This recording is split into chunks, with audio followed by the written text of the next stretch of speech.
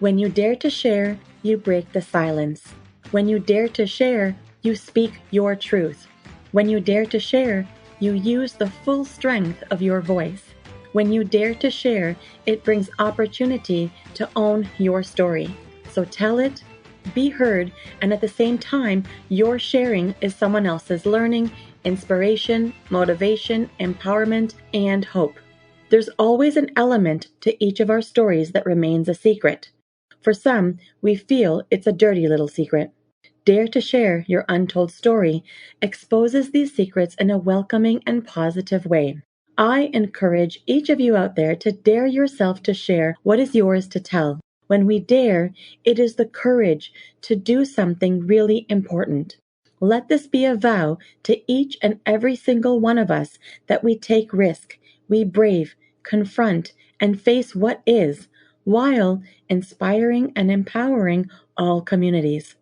So let's break that silence and tap into mental beauty. This is Salima Jadabji, your podcast host, a practicing clinical social worker, and your mental wellness connoisseur. Welcome to the Dare to Share Your Untold Story podcast, episode number 42. Finding His Inner World, Now Grounded for Life. To all my fellow listeners, before we get started, I'm just dropping in a note to give you a heads up that this podcast might be emotionally triggering for you. We do invite guests onto the show who share openly about extremely difficult life moments with exposure and impact of what the struggles have been like.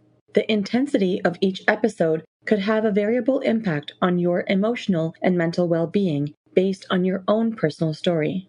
If at any point the topic becomes uncomfortable or upsetting to you in any way, please do not pressure yourself to listen. Instead, be kind to yourself, do some self-care, and perhaps give another episode a try. Today, I have the pleasure of introducing an awesome and daring guest, Peter Ratnikova. Peter is a serial entrepreneur and co-founder of 5+ companies. He has passion for entrepreneurship and since an early age has demonstrated that taking action is the only way to realize your dreams. Loyalty and perseverance are his main strengths, and he understands that the formula for success is a consistent effort over time. His mission is to shorten that length of time for everyone. As a millennial, he has spent the last 10 years immersed in complex internet-based technology solutions. He is excited about helping organizations to understand emerging technology trends and their potential for business transformation. In 2015, Peter discovered Bitcoin, immediately realizing the huge potential that this technology held. Since then, he has been on a mission to educate and inspire as many people as possible and is committed to put Canada at the center of this disruptive and innovative technology trend. Hi, Peter. Welcome to the Dare to Share Your Untold Story podcast. Hello. Thank you for having me. I'm really quite excited to have you on as a guest today on the show. I am also thankful for your willingness to share your story and for your support in taking a stance with me to help break barriers of mental stigma. So thank you for coming on. My pleasure. Awesome. So Peter, in case you're still wondering, this podcast is about bringing forward untold stories that people go through, whether it's directly about mental health or something else, whether it's a mental health struggle, whatever it may be. We know that no matter what a story is about, there is impact to one's own mental health in some way, and that typically remains tucked away. And so this platform that I have created here, the purpose here is for it to serve in a way to break those barriers of mental stigma that have been conditioned in our society. So our presence together, I'm really hoping, will be to encourage other people to come forward and share and tell what they usually have reservations for expressing. And so on that note, I am bringing forward a trend, and it's called the mental beauty rethink. What comes to mind when you hear the words mental beauty rethink?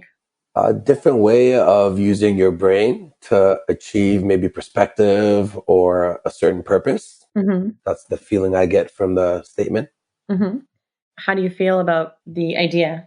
Yeah, I think it's very important. I think people weren't even actively talking about physical health up until like a couple of decades ago. Like you had it always in a niche kind of market, and that got very trending the last, whatever, 20, 30 years. So we've just started touching on the mental health side of things. So we need as many trends, as many statements to go viral, or for people to like understand what that means to them. And I feel like the more we could get this out there, the faster we'll get to a place where it's very common to talk about, just like physical health or anything else we've been now more accustomed to sharing as a human species. Mm-hmm. And we really do need to have these conversations. So I really wanted to have a creative way to get people to talk about what often really doesn't get spoken about. So I'm getting a good vibe so far from the crowd and the audience and the guests up to date. So I'm just hoping that we're able to continue on this path. So I don't know about you, Peter, but I'm ready to get started. So I hope you are. Of course. Excellent. Okay, so my famous first question. Peter, give us the newspaper headline of how you would title your untold story. What would it say? It would say, make your decision from yourself and not from your surrounding environment. Can you tell me more about that title? The misconfusion in society and what it takes to really find yourself comes from deep within yourself and finding out what your balance and what your core beliefs are. Whereas a lot of people just kind of take what's around them and assume that's what's going to make them happy. And unfortunately, a lot of people don't even reach that level of success. So they're chasing it maybe most of their lives. And maybe by the time they reach it, they're almost out of energy and they realize, you know what, this actually isn't what makes me happy, right? So I think that this title is kind of just something to express the importance of not waiting and not having a checklist of things to accomplish before actually working and finding your true meaning, or your true, not even meaning is the right word, your true values in life. Okay. Well, it sounds like you definitely knew where that statement was coming from. So I'm really glad that you shared that with us. So I'm really curious about what your untold story is all about. I know it's one of a spiritual journey. So if it's possible, let us in on the who's, the what's, the when's, the where's, how it began. Yeah, so from a young age, it was I was kind of more of like a jock and grew up in a neighborhood where it was kind of urban, and so that's kind of the environment that I came up in. And rappers and like athletes, unfortunately, are the role models in those kind of communities, which is not unfortunate. I mean, it's a very small percentage of people in that society that actually make it. The amount of rappers, and there's only about 1,000 or 600 NBA players. There's only a couple thousand players that play in the NFL, right? So it's great to achieve and maybe get schooling and other things out of it, but that's never been like, you go to other communities now that I've seen other cultures. It was like instilled that if you do sports, the ultimate goal isn't to become a professional athlete. If you get free schooling out of it and then you apply yourself and whatever you find or love to do in the schooling, that could set you up for life. That wasn't kind of the culture I grew up in. So Okay. that's why I got into business and sales very young. And that's what drove me for a very long time. And it wasn't until in my adult life, I started like having different conversations with people. And like my first time actually dipping into meditation was one and done at like probably 22, 20, somewhere like at a early age. I had a friend Mm. that grew up kind of more spiritual, for the better sake of the word. His family was into meditation and different forms of scriptures and kind of alternate lifestyle. So that was the one time I had a great experience. Like I had to turn off all the lights, and it was probably the corniest meditation experience you could imagine. I had to like block everything. I set up like a fort in my bed, and I thought I meditated for like 12 to 20 minutes. And when I was done, it was closer to an hour. So that experience kind of dipped my toe into it. And around those times, I was watching documentaries like about what's happening to the planet and the effects of what we're doing to the animals that we consume. But again, playing like semi-professional and playing like higher levels of American football at the time, and kind of being back to the environment of being around a bunch of jocks and being like meat eaters, and like you just live up to the stereotype you're kind of around. And so I kind of was like opening my mind and taking information from those places, but I wasn't really applying close to none of it.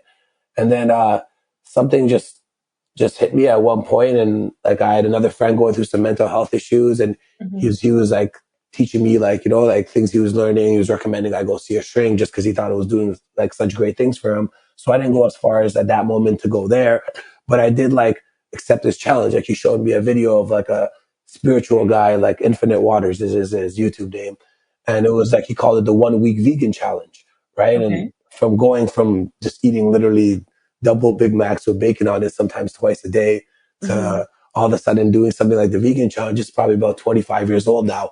That was probably the real start to the journey that obviously your whole life brings you up to the moment, but that's when I actively like was the first challenge I took. And that year it lasted much longer than a week. I think I went like 2, 3 weeks, and then I'll jump on and off meat for that calendar year.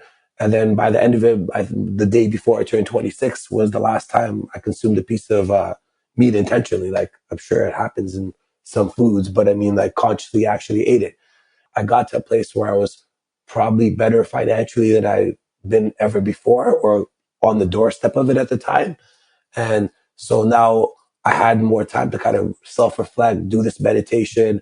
I got into fasting, these diets, and that kind of opened my journey to where we could go in more details in a sec, of actually realizing that the materialistic things I've worked for to get to that moment, now actually connecting more to myself, that wasn't the most important thing. Whereas like up until that moment, to that, let's say 1 week vegan challenge, I would have said the most important thing for me is having a nice vehicle, nice place, nice clothes, like being able to travel, like all these external things were my top priority. Those are, if we got in the conversation, would be the business I'm building or the next venture, the next step. It was always about doing more. And all of a Right. sudden, now getting into fasting and meditation and a more simple diet, it's actually doing less. The process of disruption, right? Of less is more and focusing on simple things that need to be adjusted. Exactly. Right. So I know you mentioned a few moments ago how, you had friends who were going through some mental health challenges and they would share with you what they were trying and making some recommendations, and that kind of opened your eyes into meditating or looking at some of the YouTube channels or finding different things that led you on your spiritual path. I'm curious if there was something before that. Like, was there something that kind of made you recognize, I need to do something different, or something that sparked the idea of entering on this journey? I think it was just a compound of little things over time. That's why I mentioned the Hmm. story of the one meditation, watching documentaries. They would hurt me and I would feel it. And like Hmm. for like 12 minutes, I'd be like, yeah, maybe it's not a good idea to eat meat. And then I would go Right. order a pepperoni pizza or something. So Right. I think it was like a compound of many little things. And then actually, like, once I like put my mind that I'm going to do something, I usually take massive action. So I think it was just kind of observation until to the point where I decided, you know what? Let me take some massive action on this. Not to say at that point I thought I was going to be doing it the rest of my life or something that's going to be a new part of me, but I give everything a fair shot. And if it's not meant to be after 18 months or 3 years, it's not meant to be, right? But I want to at least give it that fair chance. And I think Hmm. once I got to dove into it, I didn't, I never would have like there's a lot of things I would have assumed about my life. Just like if you asked me like my 10, 20 year projections and what I think was going to happen, this would not be in it whatsoever at most of my time growing up. Right. So, I mean, a lot of things have changed for you, right? Like a lot of things were changing for you when you embarked on this path. I'm wondering if there was, like, was there a pain point? Like, was there something that you experienced from the place of suffering? Like, I think I hear when you're saying, like, you were starting to expose yourself to the documentaries and the videos, and you were starting to observe different things, and then slowly, slowly, gradually, with that compound effect, you made these deliberate choices. But was there anything that you experienced that was difficult for you, or any cumulative experiences that were complex that sort of led you to sort of even consider this path of watching the documentaries and exposing yourself to things that were different than what you were doing? Well, I think I always like intuitively knew that there's like something. I think everybody has a path that they can take that can make a great influence, and whether that be just to your surrounding friends and family, whether it be much greater. or just even the plants and nature around you. There's definitely something people could find. So I think that like before I got to that point where I started realizing what that potentially could be to me, where I was kind of living false illusions in the sense of chasing the materialistic, the more ego based things, I would realize that, you know what, I don't find my path. So I use like alcohol as a drowning tool to like, I was always grateful in the sense of some people use alcohol and they get to a bad place. I just Mm-hmm. get to worst case, a silly smiling place, and I'll leave venues like not remembering at times and come back and people are like, oh no, you were so nice. Right. So I kind of let it get probably further than it would have been. That also probably helps too, right? In the sense of when you're watching these documentaries at the start, this and that, but you know you're just going to pollute your brain with massive amounts of alcohol right after, or like later that day or later that week, whatever the case may be. It's kind of like easy to drown it out. So part of like the challenges when I wasn't just a diet, I actually went off alcohol for 6 months cold turkey. And again, being the jock that drinks beers and does shots and has a party house, like I DJ'd full time for many years as well. So I had this Mm-hmm. very, very heavy set party reputation. Mm-hmm. So that's when I really like my mind, I guess, started going different places. And like, I'm probably like the most, I don't know if I got a boost of estrogen in me or like, it was like, I was crying for no reasons when I was getting to like those meditations. And that was like probably the start of like where like I realized mentally I didn't work on my mind in the sense of connecting it to my body and what it means to me most of my life. I just achieved the checklist of things, and that was always like some things, I put on the checklist, and I would achieve them. Some things I wouldn't, but that was always kind of my priority scale. So when I came off of that and I came on a cleanse, and like I mentioned, it was fasting, it was meditation, there was a lot of things at Mm-hmm. the same time, a different diet. All of a sudden, my mind was in a complete different place. And the things that I thought that were going to make me happy, all of a sudden I started questioning very deeply. And Right. that's kind of what got me to the point where I was like, you know what? Like, what does happiness really mean to me? And Mm-hmm. it was a struggle for that period of time. It wasn't like, it seems now like many years later that it kind of was like a quick phase, but in the moment when you're confused, then you get to the point where you're actually down and like, people don't recognize you and you don't want to do the things that always used to make me smile because you're not even sure what the things that make you smile anymore was. You, Mm-hmm. that was probably the start to the place before it led.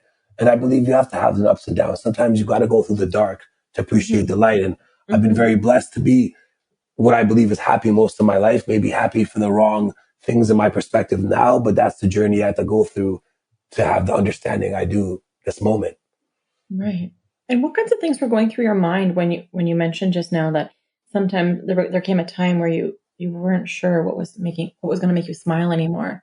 What kinds of things were you experiencing at that time? It was just a lot of confusion, right? And even like great relationships that I have that are all in a different amazing place now. But at that moment, it was like, do people like me because I have a full bar and I have access to nightclubs? Do people like me because people started being around me less when I started drinking, right? So Mm-hmm. my core friends would come by. And I understand why they weren't there as much too. It wasn't just the no drinking. Some of my friends don't even drink. It was just I was in this weird place and doing things they weren't used to. And they'll still come. They used to come by several times a week. Now they come by once or twice a month.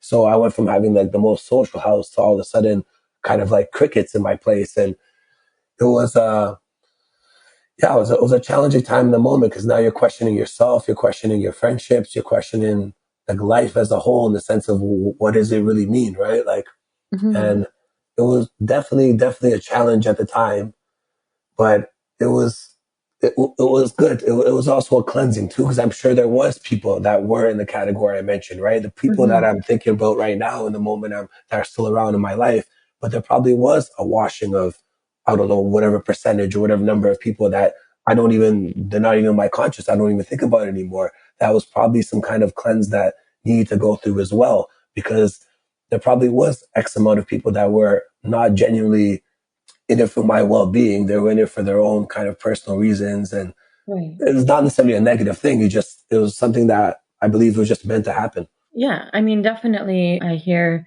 how the confusion can show up, and when self-doubt and questioning yourself and getting curious about people's intentions and your intentions, and really understanding what's actually good for you? And are you just following a trend? Or am I just doing what I'm supposed to do because people say this is the thing to do? Or, you get caught up in all of that. It can be difficult to really connect back to yourself. So I was hearing quite a bit of your journey was finding a way to connect back to yourself, to be able to ask yourself these questions and really give yourself an opportunity to hear what the answers would be and to really find out what those things look like if they weren't what you were already doing. Mm-hmm. Yeah. Is there anything else that you can share about how you were affected having gone through this spiritual journey, or the preamble to the spiritual journey, or anything along the path? Yeah. So what I would say was like when I started kind of going through like the path of like, let's say when I got to the darkest moment where I was literally like, I don't know if it was 3 days or 3 weeks. It seemed like a eternity in the moment. But Mm-hmm, going mm-hmm, back now, there was a point I was in bed, like depressed, didn't want to get out. And like I mentioned, like this was the first time in my life I didn't live in like a co-op or government housing. Like I lived on my own from very young, from 18, but now mm-hmm. I'm about 26, 27, and I just got my first condo, and it's a beautiful place. And there's a water fountain when I walk in, and a gym and a conference room and a steam room that nobody used in the gym except me for some reason. So I felt like I had a private steam room in my condo. Right. So it was like I had that. I had the Mercedes in the driveway. I had the beautiful fiance. I had the nice clothes. I had the people and the contacts to go and have a good time. And it's like that's what most people, especially at that age, are would love to have and are chasing. And the dream is like, oh, if I make 100,000 this month or $1 million this year, this is what I would want to achieve. I feel like I got to that point, and that's kind of where I realized, okay, like this is not necessarily what happiness is. And Mm-hmm, at the time, what I always did, because I've gone through financial hardships, even though I've done very well financially from a young age, there was mm-hmm, times where I had to balance myself. Because when you make, let's say, 6 figures plus, and you're used to spending that, and the following year you have a bad year, which could still mean whatever, 40, 50,000, which somebody else could be a average good year. But when you're used to spending 3 times that, right, all of a sudden you have to change certain things about yourself. So I learned from like probably like a young adulthood to, if I'm low on my last resources, money, whatever you want to call it, I would literally give away half and buy books with the other half. Because what somebody that usually doesn't have lots of financial resources usually has lots of time. It's very right. rare that someone like that's one or the other, and people that have both, it's amazing. But it's very rare for someone that doesn't have any resources. They usually have time because if you were so busy working, right? And I'm talking about G20 countries, right? I know there's a lot of places of the world, this statement might not apply, but I mean, for the places that we're currently talking and living at, if you're working hard, you should have some resources, right? There's no way you're going to have none. So that was kind of like what grounded me before. And then what I ended up finding through also, which was I went back to my strategy and I went back to giving and I went to buying more books. But this time, instead of like sales and entrepreneurship books and the books I would always buy before, because before it was always about just getting ahead financially or getting ahead materialistically. Now I was buying a different kind of book. And then I was listening to different kind of podcasts. And Mm-hmm, this I started with just like connecting with certain like people like you would, like whether it be in business, whether it be in my spiritual journey, I started connecting with certain teachers. And mm-hmm, then there's a book called Miracle Morning. I actually met the gentleman in person at a conference. So he mm-hmm, did all like I was already doing like I think he had 7 or 10 things, whatever, I forgot how many it was, but I was doing I think 75%. There's a few things I was missing, and one of them was like a gratitude journal every day when you woke up. So that's one of the things I applied right away in that gratitude journal, though, even I extended it to my own twist where I started taking, it was a handful of other people's beliefs that I strongly connected with. mm-hmm, And it started with that. And then it got to the point where I added 3 more of my beliefs that ended up kind of this, what we talked about, grounding myself and finding my inner self. And I'm saying it very quickly, but this took a matter of like several months, if not maybe even a mm-hmm, couple of years, right? So it got to mm-hmm, the point where I was writing like a full page, like the starts with like half the page or 2/3 of the page was my daily, just to get the habit of writing going, my 5 purposes that are my new purposes at the time, right? It kind of had to be developed. And the whole last third of the page, I would just write things I'm grateful for. And it would literally start with things like having air to breathe and having the basic health and having a shelter at the moment and having electricity and living in this era. And, it mm-hmm, didn't have to be like the things that I still have them to this day, of course. It wasn't like, oh, I'm grateful I have like materialistic things. All of a sudden, it started being gratitude for a complete different kind of lifestyle. Like I get kind of, again, you see when I say I do something, I kind of get obsessive with it or I take massive action. So for over three Mm-hmm. years, I think it was 3.5 years, no matter what country I was traveling at the time to, no matter what country I was and what I was doing, I didn't miss a meditation. I didn't miss a gratitude journal. And I literally have like 3 binders full of like, these, like it starts off, the first binder has like different purposes, but the last 2 binders pretty much the same 8 purposes and Mm-hmm. variations of the same gratitude. Almost Mm-hmm. every day I had to instill it in me.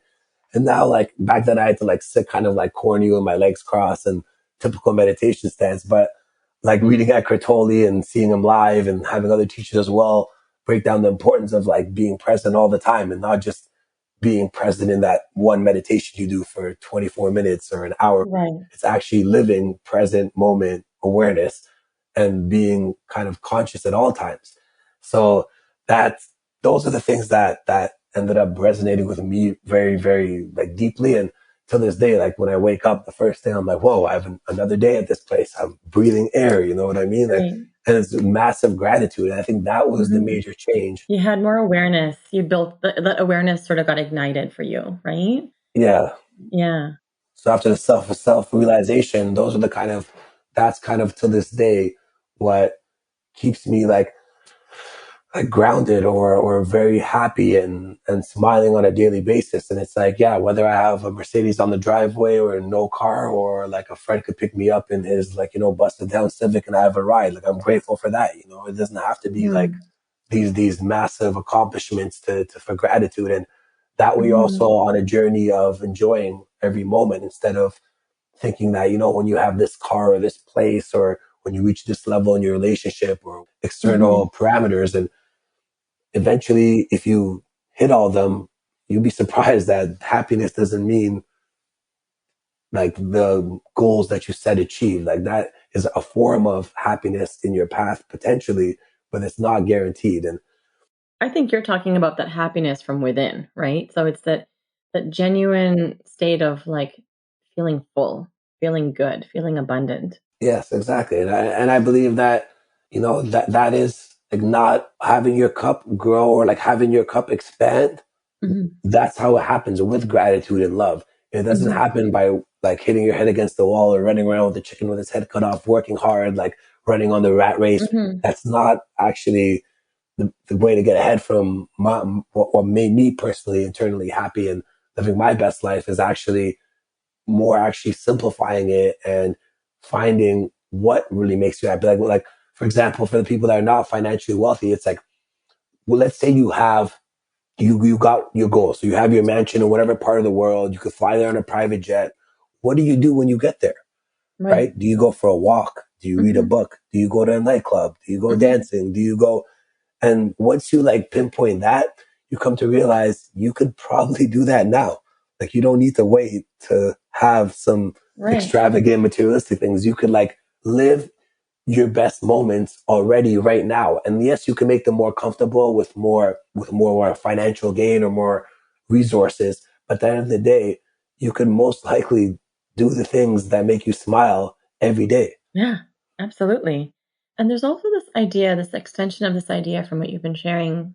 It's not really about what happens when you get there. It's also about the process, right? So it's not about the end game. It's about what's happening in the here and now, what's happening in the present moment, and what's happening along the way that we need to pay attention for as well. Yeah, 100%. Hmm.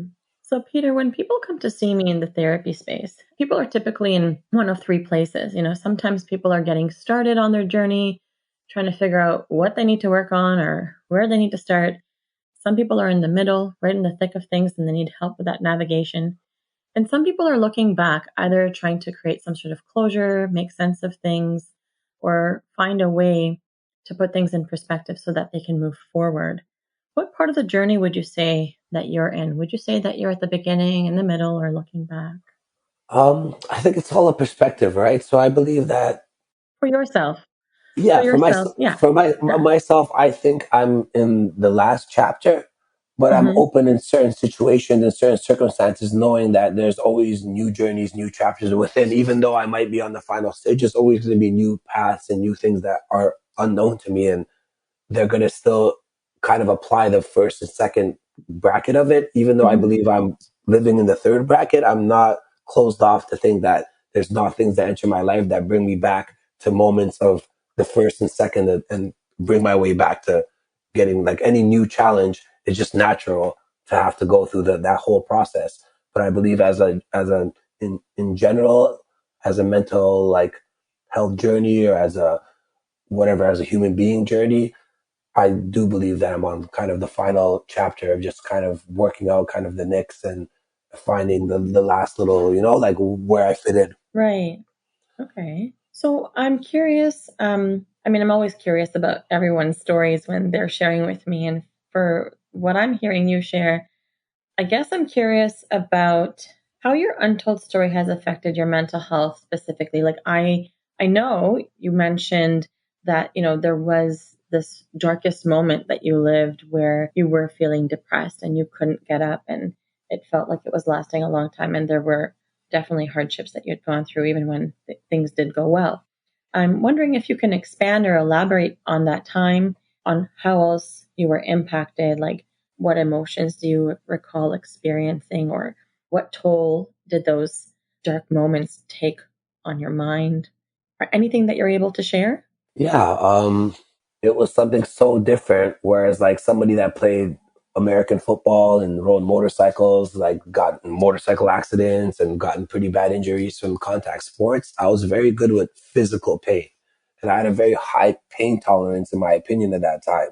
But this was and even when it came to like emotional things like relationships with women and ladies, like I got I went through a lot of experiences young, and I had my own shields put up for everything. And I thought I was like a very well guarded person. So when it hit me mentally inside, and it was like a hurting from the inside, and it wasn't a physical pain. It was a different kind of pain that I've never experienced before. It was very it was like an inner, it almost like have you ever an intuition feeling, like you have like a feeling in your gut, or like it could be good or bad. Sometimes you're walking down like a place, it gets kind of like dark light, sketchy, and you don't feel well. That's kind of like natural, but like what I explained, it was like that times 100. Like it was that like fearful feelings, and my body was kind of entrenched in fear, and it was like this Hmm. unusual pain because like I could still technically go to the gym, I could still lift weights, or I was a big strong man, but it was like I felt so weak from the inside that to that outside my body was almost useless. It didn't matter how much muscles I had on my body, or Hmm. how much whatever I achieved in life at that moment. It was like, wow, this is just literally shutting me down to the point where I'm literally don't know what to do with my own physical body because of what's happening inside my mind. Hmm. So it kind of really took over a toll on your strength and your ability to feel strong as well. Yeah, and like again, it was one of those things where before finding what like made me happy, this and that, before it'd be like again, like I thought that it was the drinking that would be going to the nightclub. I couldn't go to a nightclub if I wasn't drinking, because I wasn't drinking at that moment. But then like shortly after, as like I started coming out of this and taking more action, I found there was day parties that were like called Daybreaker, right? I went to a conference and I seen them. So they're like kind of hippie parties that happen at nightclubs at like 6 a.m. till noon, and there's no alcohol involved. There's just people like dancing and enjoying themselves. So you start finding niches and places that like kind of make you feel more like normal, grounded, balanced, as opposed to like you were thinking that, wow, like, am I the only one going through this? Right. And I think Right. that that's what's happening more and more now, where that's why we're having this conversation, is for people to Hmm. feel more comfortable and to open up and realize, you know what, this is more common than less common. This is not, you're not alone out here on an island. Hmm. Like this is actually like happening to most human beings. So whether it be at all times or some point, like, and if they don't know, if it didn't happen to them directly, I'm sure they have a family member, a friend, somebody that is going through it. So it's impacted in everybody's life 1 or 2 degrees, if not literally inside themselves. Right. Peter, I'm really curious.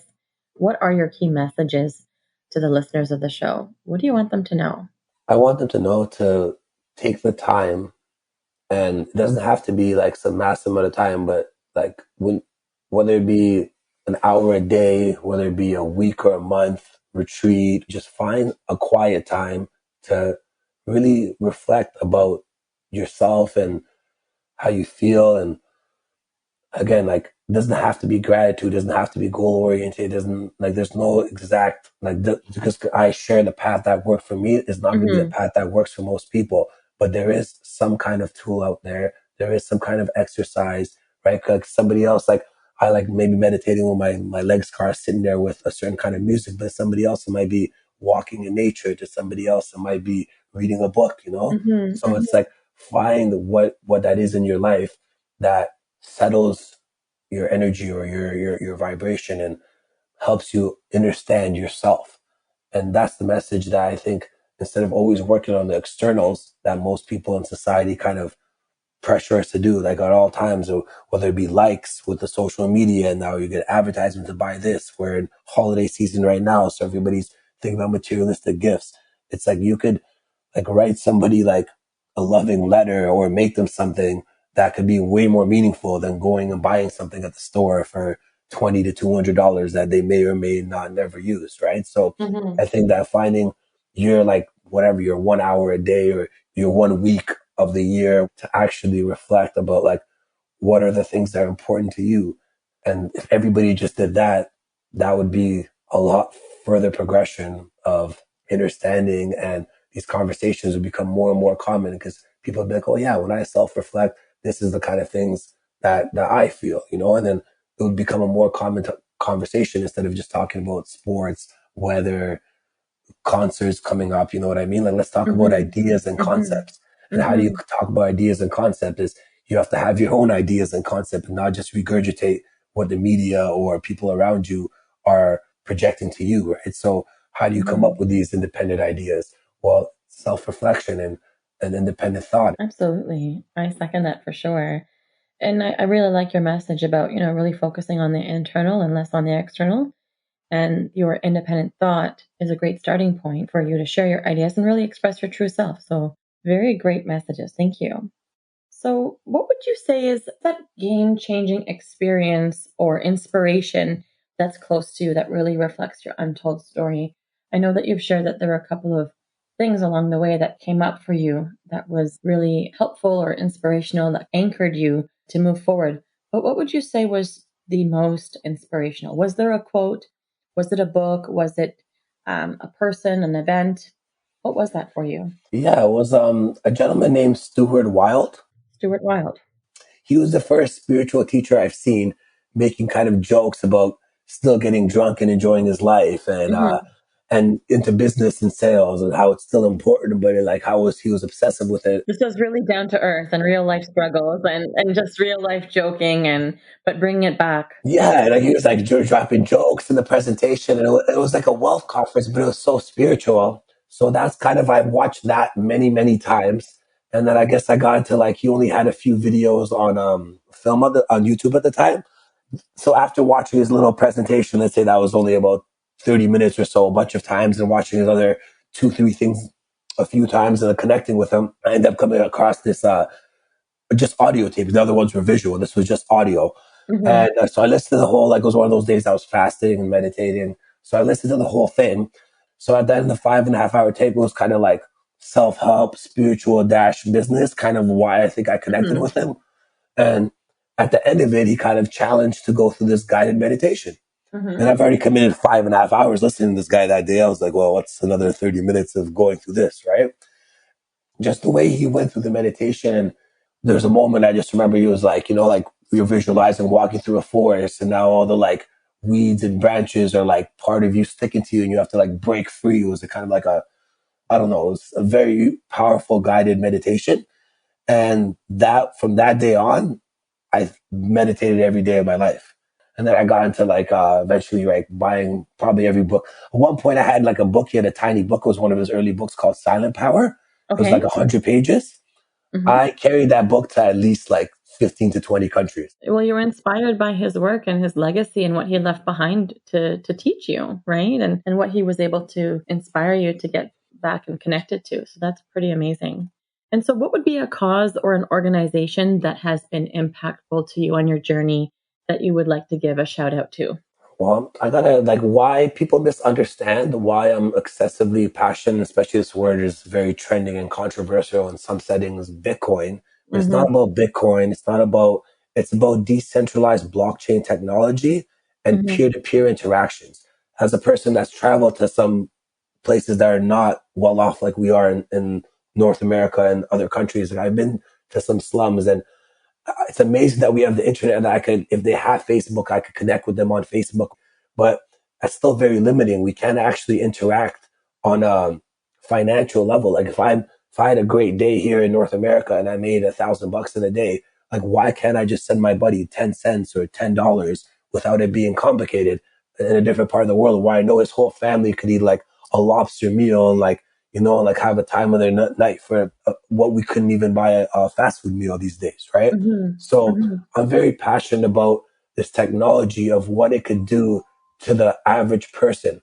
So Mm-hmm. anyone that I'd like to preach is don't look at Bitcoin and cryptocurrencies as a way to get rich. Look at it as a technology that could help people around this planet, especially the people that need it the most. So as someone that's privileged to live in this place where you're in that 1.5 to 3 billion people with modern banking, you don't need to learn this technology. But if you do, you could help change lives around the world without even knowing it, just by being a leader, being ahead. And Mm-hmm. all of a sudden, when you do go on your little vacation and you get along with the server or the waitress or whatever, your cleaning lady, that's the thing. You could actually potentially change their lives forever with this technology. I mean, it definitely sounds eye-opening because you're talking about it from an angle of a way to help people that would otherwise not be able to get the help. And it's about distribution of resources. And we all have enough, and we all can have enough if we share the resources, right? So I really like the spin that you're putting on Bitcoin and cryptocurrency. So, Peter, how can people connect with you if they would like to? What platforms are you findable on? So like my government name is Peter, last name Ratnikov. So I'm on I have Facebook, but I would say I use my email directly is my name at the email. I also have a .com on the platform. I have a Twitter, I have a Facebook, I have a LinkedIn, and I also have a different handle. My DJ handle is still my handle for Instagram for the younger people. It's DJ Peasy with 4 E's. So for the people that are more kind of in Toronto and want to get kind of on the social side of things, probably Instagram is the best way to get a hold of me. Well, that's perfect. We'll make sure we get all the handles from you so that we could post it on the show notes page so people will have options of how to get in touch with you. So we've got email, your website, Twitter, Facebook, LinkedIn, IG. We've got the works.